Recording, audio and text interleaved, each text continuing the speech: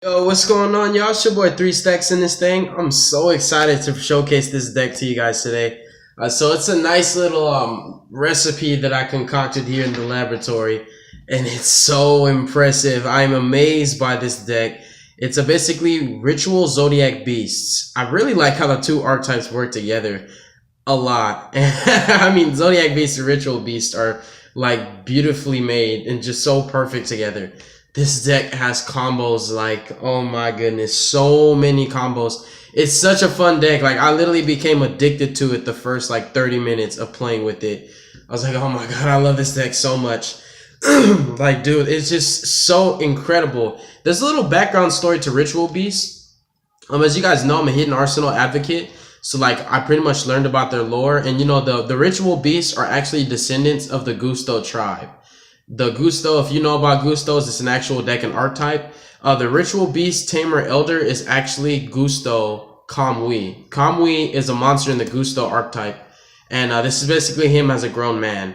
And it's so cool. Like, there's a lot of stories behind it. But basically, the Shadals are like the evil swarms. And so, you know, basically the Ritual Beast, the Yang Zings. I love the Yang Zings. The Shadals are all tied together along with the Cleaforts and the Satellanites and the Necros in like a war. And of course, you know, I basically own all of those decks now, including Cleaforts, which I'm going to showcase Cleaforts later. But I own all those decks because the main reason why I picked up those decks is because I love the lore behind them. And I was so addicted to the story. But long story short, the Ritual Beasts are really, really good guys. And they're descendants of the Gusto tribe, and Gustos are descendants of Naturias, if you guys know what Naturias are. Everybody knows what Naturia Beast is, I'm sure, but you guys probably don't know that there's an actual deck known as Naturias, and they are the ancestors of the Gustos, and the Gustos are their ancestors. Like, there's a lot of stories and lore behind this deck. It's another reason why I love it. Of course, Winda went through so much. She was the original Gusto leader. She's the leader of the Gusto tribe. Then she was abducted by El Shadal Construct and turned into Shadal Winda. And then she came back in Ritual Beast Return. This spell makes me cry when I see it. Because this little bird right here, that's Gusto Falco. Gusto Falco was the original pet, or you can say basically the beast that belonged to him when he was a Gusto. So it was basically when he was a little kid, he was Kamui, and his little baby, Falco, he's crying, as you can see in the artwork.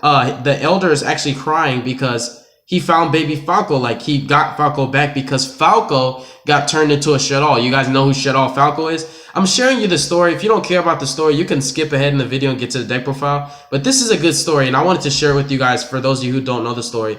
So basically, when they won the war and the Shadals were defeated, Pu Lao is a Yang Zing. He actually was the beast that Winda rode on. He was converted back into a pure Yang Zing. Shadal Swanee, the fire of the Yang Zing, is Shadal Dragon. He was converted back into a, you know, a regular Yang Zing, and Winda came back to normal. She got back to her sentence. And Win, the Ritual Beast Tamer Win, she also became a Shadal. She's El Shadal Wendigo. If you guys didn't know, El Shadal Wendigo's Win. She came back. It's basically like a family reunion. Like, the elder is the leader of this tribe, and he's just like crying because he's like, my family's back together, and I got my baby. Like, look at baby Falco. He's so cute, and they're so happy. And he's literally crying. He's like, this is my pet from when I was a little kid. And that little skank El Shadal Construct took him from me, but I got my baby Falco back. Anyways, that's the little story behind it. It's a longer story, but I don't want to take too much time. Let's hop right into this deck profile. So we're playing 3 copies of Ritual Beast Tamer Elder. This guy is really, really nutty. And if you didn't know, when he says you can normal summon a Ritual Beast in addition to your summon, it's a Ritual Beast or a Spiritual Beast. Spiritual Beast has Ritual Beast in its name. There's an argument about that, like back in the, like, what, 2015, 2014, when Ritual Beasts were actually one of the top meta decks. So yeah, he's really, really good. He's like basically Nikotama, Constellar Pollux, Seraphonite. He's just an additional summon, like, and it's not an activation. So if he gets summoned, it's gonna happen, like, basically. So he's pretty cool. He's a great starter up. He's really, really good at starting up your engine and your combos. And he also combos very, very well with either your Ritual Beast Tamer Win. I played 2 of her. I really love the ratio of 2s. Like, I played 2 Wins and I played 2 Loras. I just feel that they're perfect at 2. Like, a lot of people play like 1 and 1 or like 2 and 1. They're beautiful at 2. The only one that's worthy of playing that 3 is obviously Elder himself. But these are beautiful at 2. because you want to see them. Like, they're good top decks. They're really, really good top decks. Like, when you're in mid to late game and you top deck a Win or a Lore, these beautiful women right here, you get a whole combo off of them. Because when you normal summon them, you either special summon a Ritual Beast from your Banish Zone, or Laura will special summon a Ritual Beast from your graveyard. They're literally like top deck queens. Like, I love them. They're so good. They're one card combos. You just need the setup. So like I said, mid to late game, these are like extremely powerful combo pieces. I have actually debated with myself whether or not I play 3 Wins, because Win is one of the best Ritual Beasts to top deck, because your Banish Zone is basically your most of your resources come from your Banish Zone, so you can say like it's a pool of resources. Like, it's very, very necessary. So Win is quite clutch, but I just found that she was a better number at 2 because she's actually searchable and recyclable, so it's perfect. So when you normal your Elder, you can normal any of these girls if you want to, and if they're normal summoned, not Win, they either special summon from the Banish Zone or from the graveyard. So you can go combo, combo, bam, and just go off with your Kanahawk plays. Then I'm playing 1 copy of Zephyr and Pilica. There's a little story behind Zephyr and Pilica. Basically, Pilica, who is riding Rampengu, she is a Gusto herself. She is the only survivor, aside from the Elder himself and Winda. Winda, Falco, Pilica, and Elder, who is actually known as Kamui, are the only 4 survivors of the war after the Evil Swarms and the Constellars did battle. If you guys know about the lore, I'm sure you guys know what Evil Swarms and Constellars are. They were mortal enemies. They fought against each other. At the end of the war, basically the Lavals went extinct. Like, they went extinct. The Lavals died off. Gishkis survived, and that's kind of how the Ice Barrier power was still being able to be abused. So the Necros abused that power that the Gishki did, and that's how Necros came to be. But anyways, I'm getting sidetracked. She is one of the few survivors, and she's actually the descendant of the Gusto tribe. She was the only new generation Gusto. All the other ones are OGs, but she was the child that, she's actually his daughter. She's the child that he and Gusto reached the whirlwind. They had a baby together, and this is their baby. So this is Elder's daughter. It's just really cool. Like, I love the story behind the deck. It's beautiful, beautiful artwork, so I just really love it. But Zephyr and Pilica is basically just like Laura. Whenever it is normal summon or pendulum summon, you can special summon a Ritual Beast monster from your graveyard. So it's literally just a 3rd Laura, but it's a different name. It's very important to have different names, because every single Ritual Beast monster, whether it's a Tamer or it's an actual beast that needs to be tamed, they all can only be special summoned once per turn. So having different names is very important so that you can have multiple names to special summon.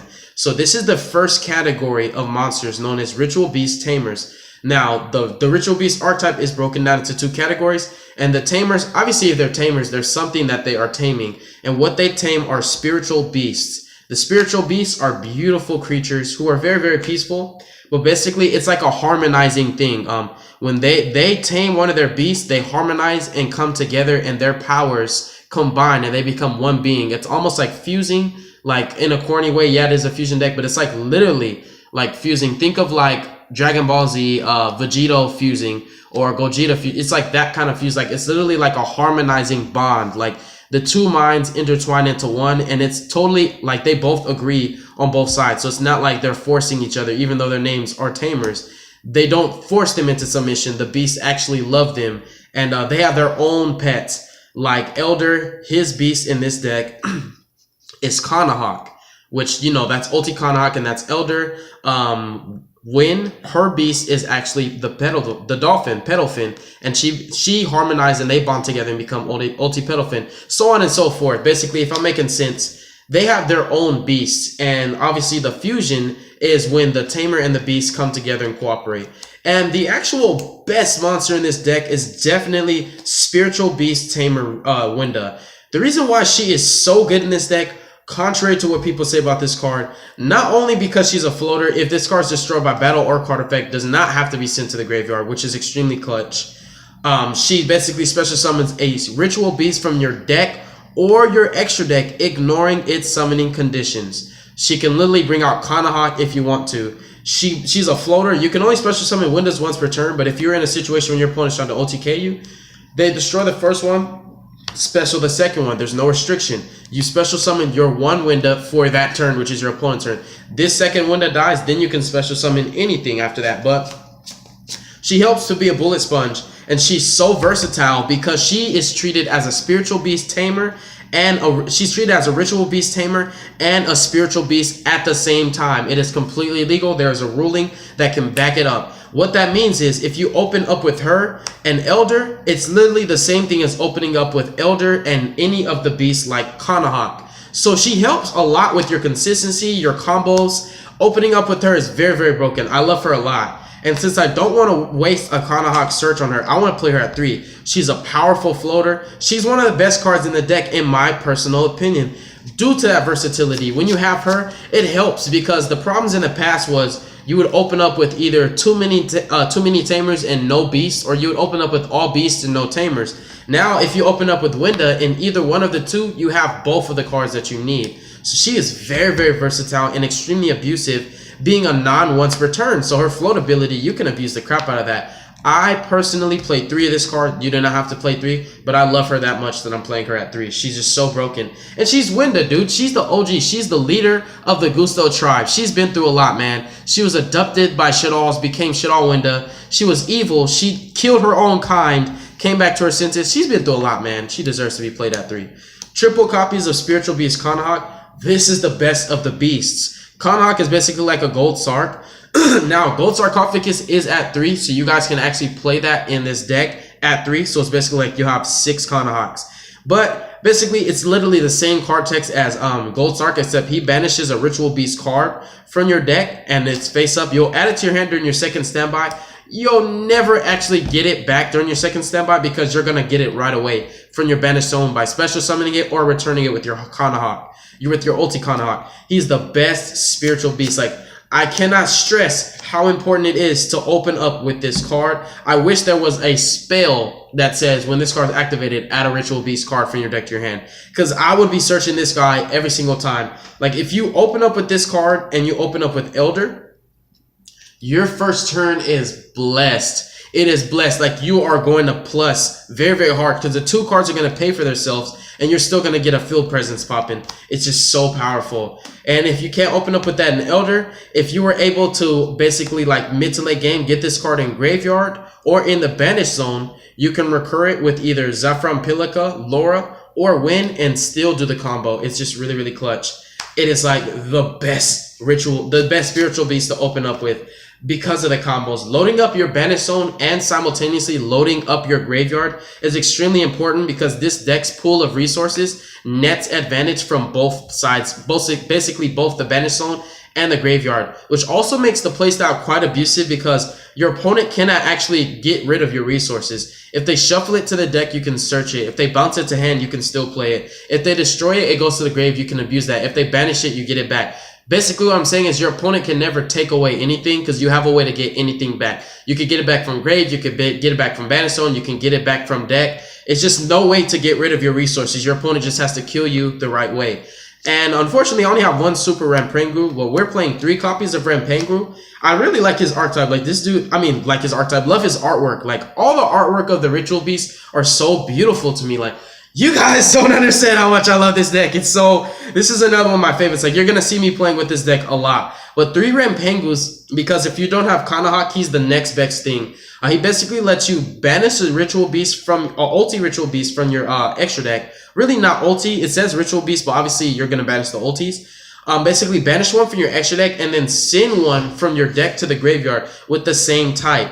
So, like kind of how I explained to you earlier, so you know how when they bond together and they synchronize in harmony, you know, basically in agreement, Laura's creature is a Paleo, Wynn's creature is Pedalfin. The funny thing is the ulti, basically the full power version of them is the same type as their baby form, like basically before they Mega Evolve. So a Paleo's a Pyro, ulti a Paleo's a Pyro. Ulti guy Paleo, he's just like very, very versatile because he's a psychic and all your tamers are psychic.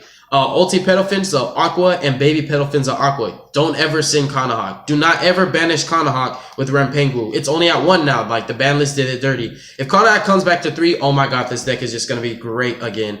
Like it already wasn't great. But basically Rampengu gets your engine kicked off and started. Because you can just basically send anything you want. You load your Banished Zone and your deck. You load your Banished Zone and your graveyard at the same time. Rampengu can be a bit more abusive than Kanahak. But what you want to open up with absolutely is Kanahak. Kanahak is great. But you want to play both of these cards at 3 because you need to open up with them. And since there is not a generic, searcher for this archetype, like a spell that searches them, you basically have to either hard draw them or search them off of Ulti Kanahak itself. Then we're playing 2 copies of Apelio. Now, I have 3 of him.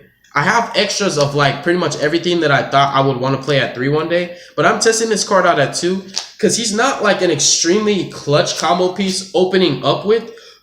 But when you get into him like in the middle of your combos, he's really, really good. For example, when you banish Ulti Apelio and send Baby Apelio, oh my goodness, that's beautiful. But what he does is like every other spiritual beast, they help you out a lot because they load your banish zone. During either player's turn, he can banish a ritual beast card from your graveyard, and it is a card, so it could be a spell or trap from your grave. And for the rest of that turn, all ritual beast monsters gain 500 attack and defense. So he can put himself at 2300, Rampengu at 21, and Kanahak at 19. It really does help because this deck can OTK like crazy. It does spam the field and swarm the field like a lot. I really wanted to play more link monsters too because it's just so easy to link summon in this deck. But anyways, that's beside the point. So when you make a bunch of little guys and you give them that extra 500 boost, you literally have 25 extra 100 damage for your push. And the funny thing is you can only special summon Apelio once per turn, but his effect is not limited to a hard once per turn. That is the cool thing about all of the ritual beasts. If you read them, none of them are hard once per turns. All their effects can be used more than once per turn. It's once per copy. And none of them say you can only use this effect once per turn. The only hard once per turn restriction for every single ritual beast monster is you can only special summon it once per turn. That restriction was put on this archetype for a reason because of how it contact fuses and tags out. So we're playing 2 Apelio because if you get your combo popping with Kanahak and Rampengu and get to use him, he overextends because he'll literally just banish a ritual beast monster, load it to your banish zone, which gives you another name that has not been special summoned yet, so you can tag out Ulti Kanahak, chaining to his effect to get your search, and then special summon that beast that you banished off of Apelio that has not been special summoned yet, because remember, you can only special them once per turn. And then one Baby Pedalfin, he has his days where he's actually really, really good, because he does banish a ritual beast card from your hand and then bounce a card your opponent controls to the hand. He has his days. He's kind of like Apelio, like an overextender, really, like a really, really good overextender. But for the most part, you are playing him for the name because he is another name that you can special summon. He's another ritual beast, spiritual beast, and he does have a 2000 booty. So that does help because Apelio puts him at 2500. So it helps you to wall up at times.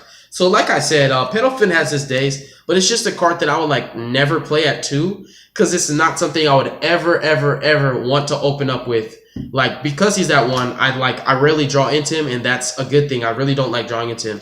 He's like my least favorite of all of them, but every single spiritual beast is actually really, really broken, and the Tamers themselves are really, really broken. I will say this deck is not easy to play whatsoever. It's an extremely combo-oriented deck, and it requires a lot of strategic thinking, planning ahead, and also you have to manage your resources extremely well and pay attention to what you banish and what you have engraved, because you have to remember and not forget that you can only special summon once per turn. So it's just a deck that not everybody can play, and not everybody's going to play good. And it's the main thing that attracted me to this deck, because as you guys know, I love a challenge. I love a mental challenge. And because this is such a high-skilled deck, like you have to be a skillful player to play it, I had to pick this up because I hate easy decks. I was never a fan of ABCs or like pendulums or anything like that. I like decks that require a lot of thinking and combos. Just, oh my goodness, like I love combo-based decks that have a control aspect. This deck is combo-oriented, but it has such a control aspect and such a high ceiling. If you literally just open up with the Tamer and a Beast and a way to get them on the field, like you have extreme setups right there. I mean, for the Zoo engine, because this is, like I said, Spiritual Beast, Zodiac Beast, we're playing 2 copies of Ratatouille and 2 Queens of the Snake. Yes, it is very, very monster heavy, but I have my reasons for playing my deck the way I want to play it. If you would like to try this deck out, you can do anything you want. You can do like a standard. Back in the day, when Ritual Beasts were a thing, most people played 15 to 17 monsters. Like 17 was the maximum cap off, but most people played 15 Ritual Beast monsters and then literally just played like 15 traps and like 10 spells. Like just played tons of back rows and kind of just played stun.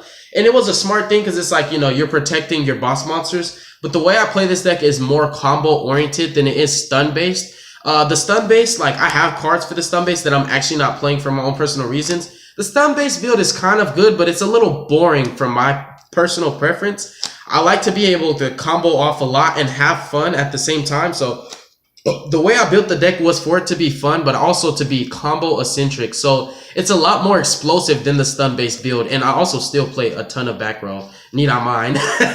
So I get the best of both worlds. But anyways, three copies of Bayrosh. This spell is really, really broken. Now, one thing I wish was good and legal is if Winda did not say if this card in its owner's possession is destroyed by an opponent's card. This would be really broken with Barrage, but she has to be destroyed by your opponent. If you could destroy her yourself and get her effect off, I would literally just normal summon her, activate Barrage, and pop her and get her effect and the effect of Barrage. They're both ifs. It's just incredible. Oh my goodness. I really wish. So it was something that came to mind, but then I had read her and I was like, oh snap, it has to be destroyed by my opponent. So that combo went right out the window, but I had an idea for a combo when I was building this deck and I just couldn't. But Barrage is Barrage. I mean, I could talk about the card, but I think everybody kind of hates Zodiac, so I'm not going to talk too much about Zodiacs because, you know, I don't want people to just start ranting on. 2 copies of Ritual Beast Return. This artwork makes me want to cry, like just looking at it, because it's just the reunion when she still has her Shaddoll clothes on, like she's still a hoe. Falco, he's like not a Shaddoll anymore, and Elder's crying. He's like, my baby, you came back. And Winda's back there like she's so embarrassed, like, oh man, I betrayed you guys. I'm not gonna come for the reunion right now. But I love this spell so much. This is one of the most incredible combo pieces for this deck. I am so grateful for Konami giving this deck support. When they gave us Ritual Beast Return and Winda, people do not understand what it did for the deck. Ritual Beast Return lets you banish a Ritual Beast monster from your hand, and then you can special summon a Ritual Beast monster that's banished or in your graveyard. It's a great extender because if you do not open up with your Elder, and you open up with, like, let's say, for example, you have Winda in hand, and you have a Paleo, or let's say you have like Win in hand or Zephyr Pilica, any Tamer. This is just for example. So like, let's say you have these in hand, right? So you can normal summon one, but you can't get your combo. But then you have this, you can actually activate it and special summon this guy. Now, he has been special summoned, so you can't special summon him again, but you do have Kanahak, or you can just contact Fuse for Ulti Pedalfin, pass turn, tag out whenever you feel Ulti Pedalfin's in trouble. Bring these guys out, steed your opponent.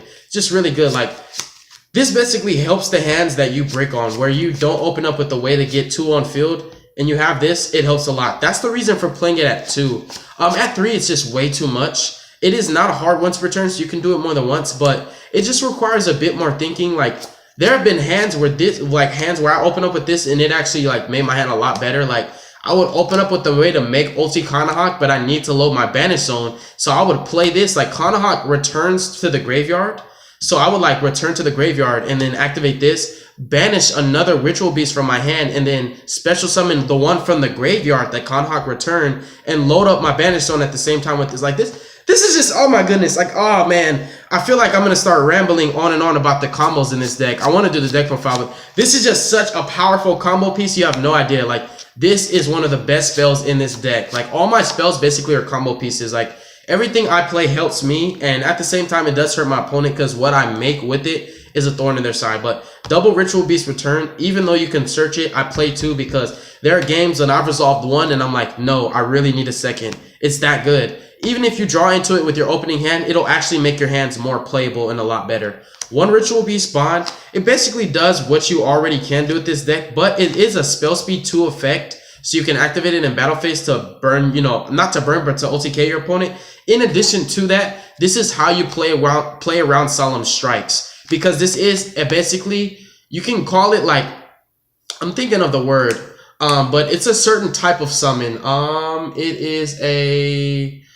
I know the word. I know what it is. I feel like a scrub right now, but it's basically, it's a specific type of summon. You can't, basically, my point is you can't Solemn Strike this because when you activate this, its effect is what special summons the monster. So if you don't respond to this, the monster's already been properly summoned, so you cannot Solemn Strike it. So yeah, it's kind of like that. It's similar to ritual summoning, you know, fusion summoning. You can't Solemn Strike, Soul Charge, stuff like that. I know what the kind of summoning it is. It's just like, it's really late and I'm thinking of it. I'm probably going to remember like soon as this deck profile is over. But yeah, Ritual Beast Bomb basically helps you to play around strike. And that is, you know, a big problem because if you summon your Kanahawk and your opponent strikes it, it's gonna kind of hurt your ball sack a lot. Although I do play ways to recycle him, you know, via Daigusto Emerald, things like that. It's just like sometimes I want to play it safe, so I will bring out my Kanahawk with this if I see back row, just so that my Kanahawk doesn't get striked on summon. And then, you know, if they're gonna strike the effect, I'm fine with that. You know, I'm fine with that. But it helps you to play around strikes. It really does. In addition to that, it helps you to put more damage on the board. So yeah, I like that a lot. And one E-Telly, like I said about my spells, they're all just combo pieces. Like every single spell summons basically. And I just like that a lot. Like I just wanted spells that help me more than, you know, it hurts my opponent. Like I could play a Book of Moon, for example. That'll hurt my opponent only, but it won't help me. Since this is such a combo-eccentric deck, I literally just wanted to play spells that if I drew them in a hand, there would be additional combo pieces to help me to either build my board or to extend my combos or even to recover. So yeah, I like that a lot. And that will sum up the spells. Moving forward to the traps. 3 copies of Ritual Beast Ambush. Ambush is like really, really good. Even though like you have those times where you actually draw into it a little too early, it's totally worth it because you will burn through this trap really fast once you get your engine going.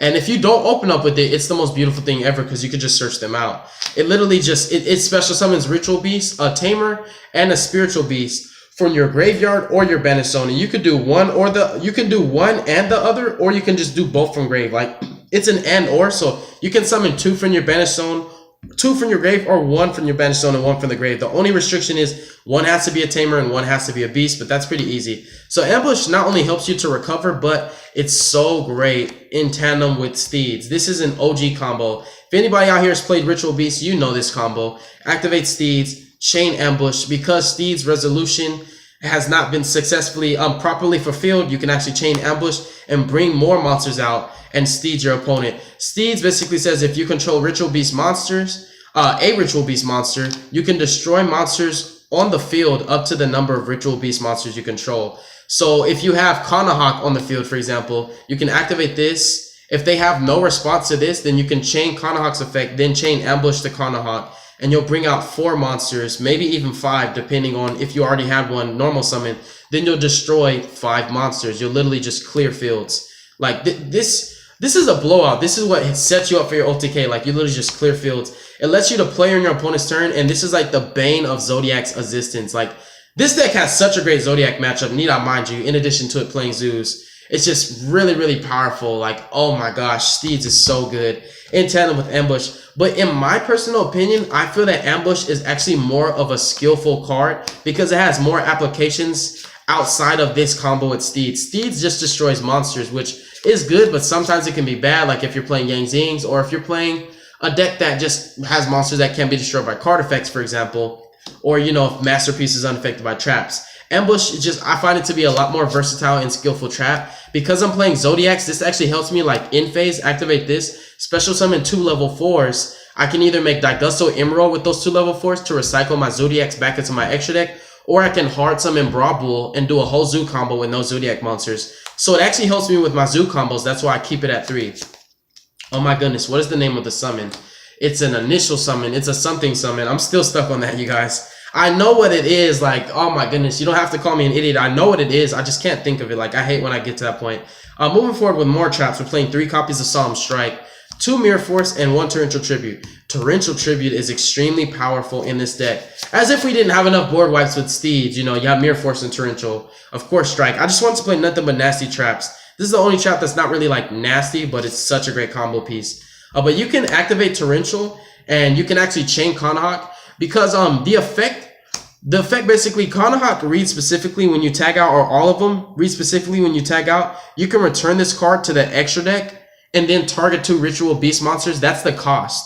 So before resolution of the effect, you pay cost. So you can activate Kanahawk basically, like his effect to tag out. Then Torrential Tribute will resolve, and then you'll bring back your 2 monsters that you special summon off of Kanahawk. Completely legal. And I may be saying it in the wrong order. It could actually be flip. It could actually be like activate Kanahawk to tag out, or no, I'm sorry. If flip Torrential, activate Kanahawk's effect to tag out, chain, You already met the requirements by tagging out and targeting. That's your cost. The resolution of torrential, bam, blow up. Then you can bring back your floaters. Not your floaters, I'm sorry. I'm thinking like Yang Zing. But your spiritual beast tamer and your spiritual beast monster. So it's quite abusive when you have any of your ulti ritual beasts on the field, because they can tag out whenever you want, which is actually really, really cool and very fun. Like, it's the real deal tag out. It's not like Cosmos. It's actually like tag out. Like similar to Gladiator Beasts, but these are ritual beasts. So we're playing 12 traps.